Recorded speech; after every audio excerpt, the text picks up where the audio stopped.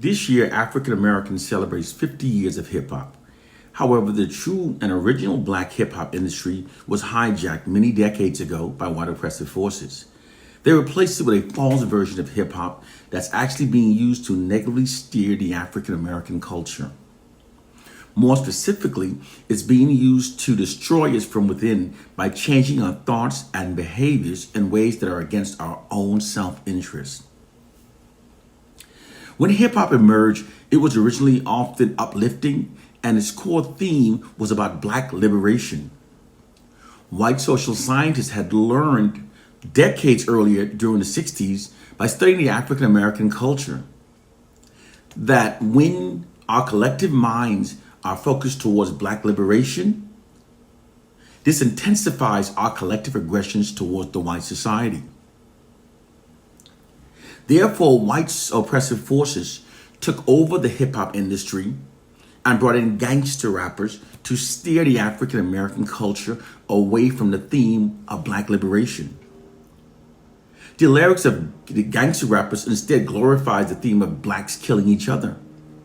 Through repetitive media subliminal programming, this black killing each other theme eventually shifted the black collective aggressions away from the white society and redirected it towards ourselves. This is why they brought gangster rap in. Through the hip hop industry, white social scientists and propagandists have deployed an insidious ideological subversion system against the African American culture.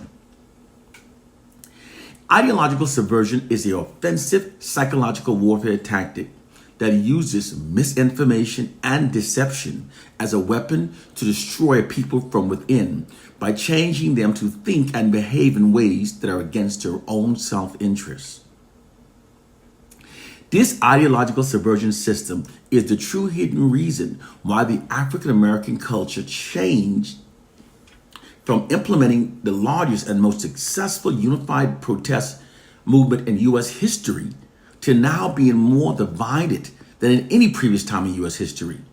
It's also the true reason why the African American culture changed from knowing that white oppressive forces are in fact our worst enemies to now millions of us insisting that it's ourselves that are now our worst enemies. It's why the African American culture changed from calling ourselves brothers and sisters to now calling ourselves niggers and bitches. Now, when you look at the facts as they are, truly are, you can see that the African American culture has changed 180 degrees. It's never a natural occurrence when a culture changes in a complete opposite direction. It's also never a natural occurrence when the culture of the oppressed changes in ways benefiting their oppressors. It's always by deliberate design whenever this happens. These fundamental changes within the African American culture that clearly benefits the system of white supremacy were deliberately made through an ideological subversion system that's embedded within the hip hop industry. What millions of African Americans now perceive as being their urban swagger are actually results of this ideological subversion system that's deployed through the hip hop industry. Through it, millions of African Americans have been socialized to exist as black debasing caricatures of ourselves instead of our true reality. It's the true reason why many African Americans now self-identify themselves as real niggers and thugs, sags or pans, and glorifies pimps. White oppressive forces have negatively distorted the African American culture to such an extent that no one is able to make any sensible conclusion in the interest of defending our communities. Our people are confused. Most black people are totally unaware of the immense power that the white society's control over our media images and narratives gives them over us. Most don't understand it. This is why those of us who knows the truth must teach it. African proverb. The white society's control over our media images gives them their greatest power over us. Because whoever controls a people's media images controls their culture. Most people naively believe that the media reflects our reality, but in truth, it is more often we that imitate what we see and learn from the media. A group's identity is greatly shaped by how they see themselves repeatedly depicted in the media. People often becomes those derogatory media depictions of themselves that they accept as being their reality. It is a true science known as media social engineering. Because the white society controls the media images of African Americans, this fact allows white social scientists and white propagandists, designers, to negatively steer our culture according to their will without even realizing it. Their ability to steer black culture through media social engineering is so immensely powerful. It's immensely powerful. So much, in fact, that if these white men wanted black youths to start walking around every day with a yellow afro comb in their left pockets, all they would have to do is place that image in several rap music videos, movies, and TV shows being depicted as very cool and trendy. In doing so, our black youths would then see the image and imitate it, and then adopt the image as being their own, although it's in fact actually not. The style and behavior was actually a learned behavior from how they saw themselves depicted within the white media. It was secretly created by white media social engineering scientists and propaganda designers. The white controlled hip hop industry has been used to negatively steer the African American culture through the hidden science of negative media social engineering. This is not some feeble-minded conspiracy theory. It's the truth that they hide from you. Media social engineering is a real covert, very well-crafted system of control that allows the white ruling class to control the masses and targeted populations. The white media has always represented a tyranny of the white society's power over black people. When those white social engineering scientists create trends and customs for our black youths to imitate, they deliberately create those trends that gets our black youths acting and dressing as caricatures that reinforces resentment and anti-black prejudicial perceptions. Moreover, those images that reinforces many negative stereotypes, racial stereotypes about black people. Black youths become the caricatures of themselves that they accept as being their reality. The African American culture is being negatively steered by white oppressive forces. Case, point, and proof.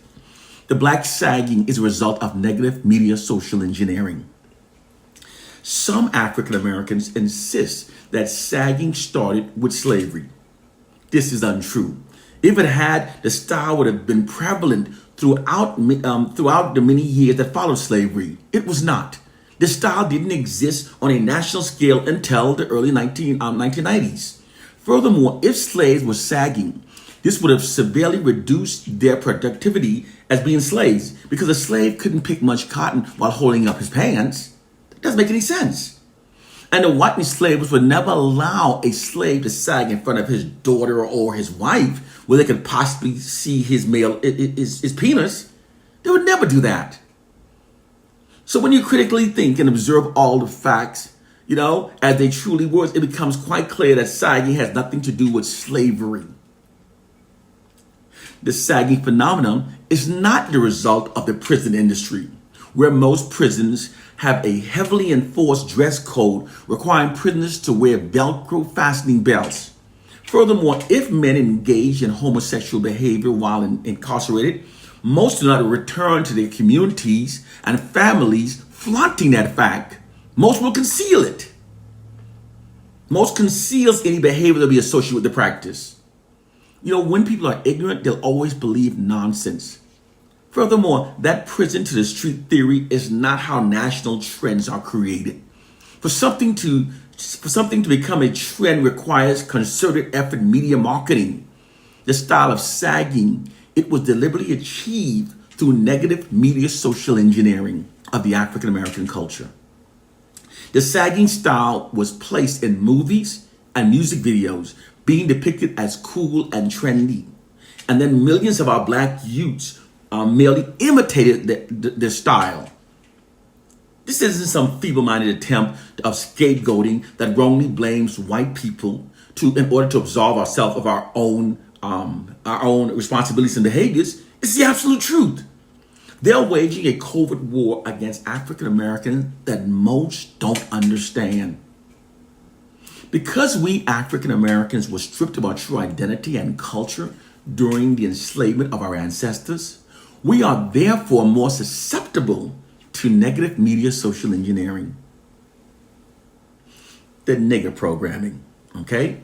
We did not make the word ours. The narrative that we African Americans made the N-word ours and that using it now empowers us are both lies created by white propagandists to keep us from learning the truth.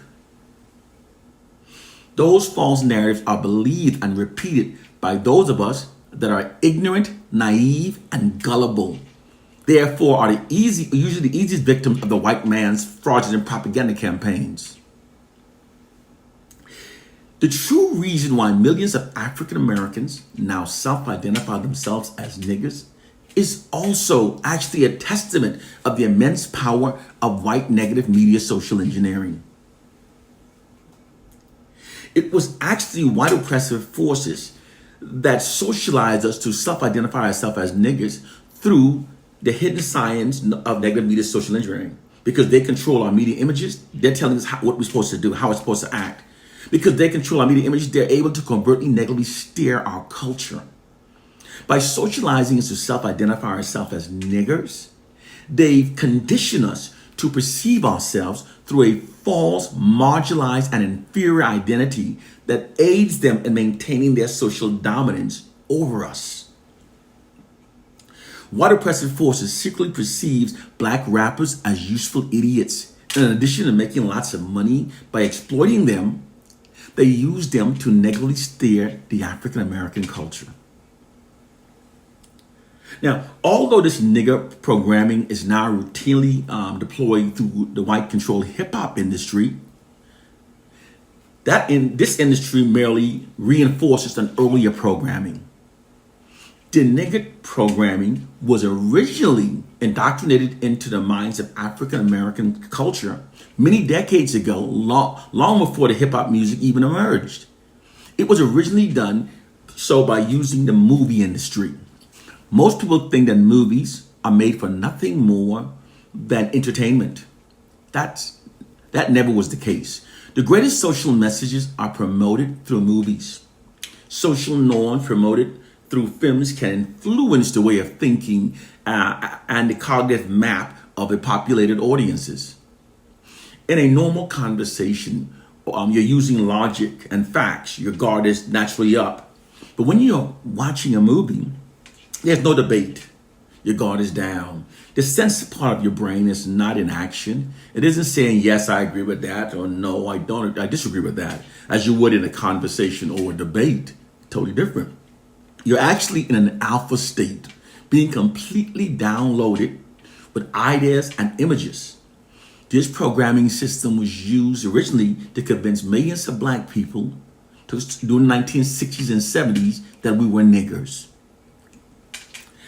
Up until the mid-1960s, the word nigger was viewed unfavorably by most African Americans. That era's generations of African Americans had experienced the dehumanizing segregation, and many had also had grandparents that great-grandparents that were born during slavery, or family members that were lynched. So they know intimately well the brutality and degradation that often accompanied the ugly taunted word of nigger. Therefore, the usage of the N-word was most often forbidden within most African American homes. It was deemed as being profoundly offensive. The usages of the N-word became more accepted among African Americans during the late 1960s and 70s as the popularity of black exploitation films grew.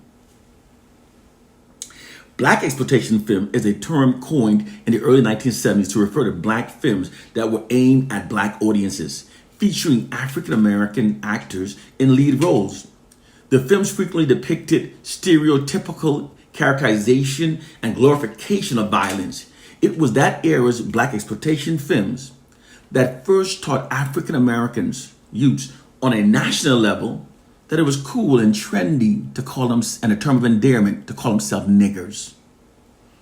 In those films, written, directed, produced most often by white people, black actors were hired to shuck and jive and to repeatedly call themselves niggers. This nigger indoctrinating process was repeated and reinforced in countless times in many movies. Black exploitation and many black exploitation films. Now here's a list of just a few of those movies. The Black Klansman, 1966. Black Like Me, 1964. Black Lolita, 1975. Black Mama, White Mama, 1973. Black Rage, 1972. Scream, Blacklist Scream, 1973. Shaft, 1971. Shaft in Africa, 1973. Shaft Big Score, 1972. Sheba Baby, 1975. Within each of these films produced by white movie studios, black actors were routinely calling each other niggers. Some of these films also blatantly included the word in the title. As such, the movie called Boss Nigger, 1975, and Run Nigger Run, 1974, and The Soul of Nigger Charlie, 1973. These black exploitive films were well received by many African American audience because they provided them with a cinematic black hero on a silver screen in a portrayal unseen in most Hollywood pictures prior to that time. Therefore, African Americans flocked to the theaters and drove to see themselves being represented as heroes on the big screen. Many black audience believing that those fictional movie characters were a true, accurate representation of their group as a collective whole began imitating what they saw in the movies. This included self-identifying ourselves as niggers. Through this system, millions of African Americans were socially engineered to perceive themselves as being niggers. They did this to us because words do have powers. Words put a spell upon your subconscious mind. We function based upon the words we assign to ourselves. This is why women that proclaim themselves as being bitches often become stubbornly unreasonable. It's why men who self-identify themselves as being thugs are often quicker to engage in a fight than to avoid one. Words have power over the subconscious minds. Words affect how we function. This is a psychological phenomenon that white social scientists have thoroughly studied. And this is why they condition us to call ourselves niggers. We also treat others based upon the words we assign upon them, we call them. When we call others by negative words, we dehumanize them within our subconscious mind, which makes it easier to mistreat them. Case, point, and proof. During the Vietnam War, to ease the American soldiers' anxieties about torturing the Viet Cong soldiers, they were taught to assign negative words towards them. Chings, gooks, kongs. This dehumanized them and made it easier to torture and even kill them. This is also why a man who refers to a woman as a bitch or hoe, he will have less respect for her. If a man keeps calling you that, he automatically has less respect for you. These noted factors are the reason why white oppressive forces socially engineered the African Americans to call ourselves by these negative names, niggers. Through negative social engineering, white oppressive forces have placed an elaborate negative spell upon the subconscious minds of millions of African Americans with the word nigger. The white prison industry is also filled with African American men that have been programmed to believe that they're real niggers. White social engineering scientists deliberately programmed the minds of millions of our minds to meet this objective. You know, through their monopoly over information and media images that are fed into the collective minds of black people, white oppressive forces have created an elaborate psychological prison for our minds. And those black people who don't critically think never notices their mental change. It has now been over 400 years since the first slaves were brought to America. If you are out there and you're still walking around after 400 years And your best assessment of our plight and condition is that we're being controlled by slave syndrome, and that a Bible brutally beaten onto our ancestors provide our salvation. You are mentally enslaved. You are mentally enslaved.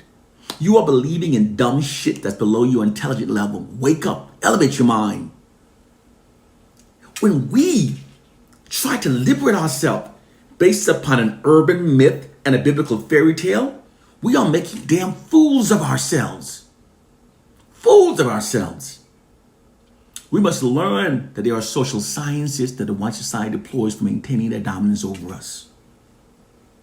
In the 1960s, they learned that while the white society were able to go to Africa using the weaponry advantage of guns and cannons, were able to bring us back and bring us and oppress us, they cannot sustain peace with us indefinitely unless our minds are being manipulated.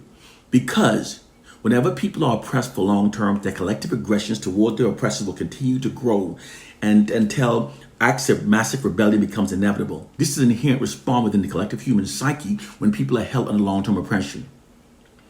They also study and learn that people are inherently tribal, and they do not normally accept the long-term dominance of other racial groups over their lives. They have to be manipulated to do so. So the white society works behind the scene, constantly manipulating our minds, so they can maintain their dominance over us. I say again, it's been over 400 years, and if you still, after 400 years, your best assessment is that a Bible written by the most ungodliest group of people we've ever encountered and are brutally beaten into the minds of our ancestors provides our salvation, you are ignorant, gullible, and mentally enslaved. If you believe that we're being controlled by a silly slave syndrome myth, which present what would be the least effective method used for controlling generations of people, you are ignorant, gullible, and mentally enslaved. There are social sciences that are being deployed against us. Elevate your mind to what is truth. We must function based on what is true. Because if our understanding of our plight and condition remains flawed, then all liberating remedies that stem from those misunderstandings will also remain flawed. Elevate your damn minds. The white side exploits its monopoly over the information that's fed into our minds and the media images that we see to shape our minds in ways that serve the system of white supremacy. Become a critical thinker. One love and peace.